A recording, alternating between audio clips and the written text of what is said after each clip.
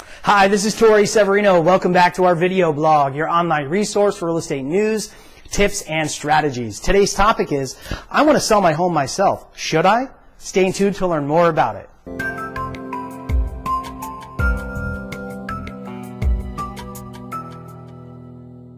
So in talking with a for sale by owner wanting to know, should I sell my home myself? That's our topic today, and here's what you need to know. Number one, the average for sale by owner will sell between 87 to 90% of their asking price.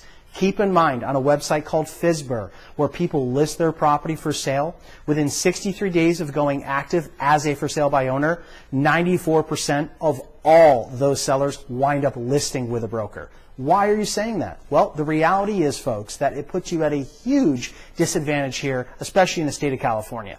State of California, there's over 55 pages of disclosure and contracts just to list a property. Number one, an agent like myself is protected by errors and omissions. We have all the protection that we need with company attorneys.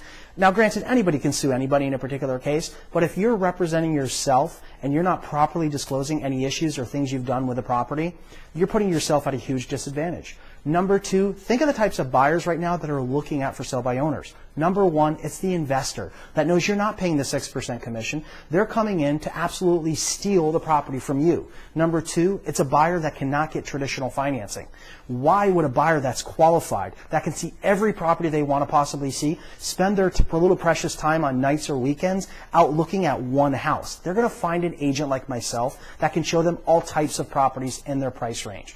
Number three, as you're working with potentially a tenant lease to buy purchase. A lease to buy purchase generally does not work out for the seller. What happens if the market changes and it goes up in value? You've locked yourself into a contract. Now you're forced to take that agreement 1 to 2 to 3 years later. What happens if the market goes down and you've locked the buyer into that contract, but they want to renege and they're going to walk away from their deposit? You've wasted all that time potentially missing a qualified buyer that's ready, willing, and able to buy your house. Number two, one of the most important factors is, you think, hey, I can do this myself. I can put it on the internet. Folks, if things could just sell directly on the internet, I wouldn't have a job. The reality is it takes an agent to feature that home with its features and benefits to the buyers in the market. Yes, sites like Zillow, yes, sites like Trulia, Realtor.com can be very helpful tools. But the reality is it takes an experienced and able salesman behind that to be able to negotiate on your best interest, who has the composure to be able to work with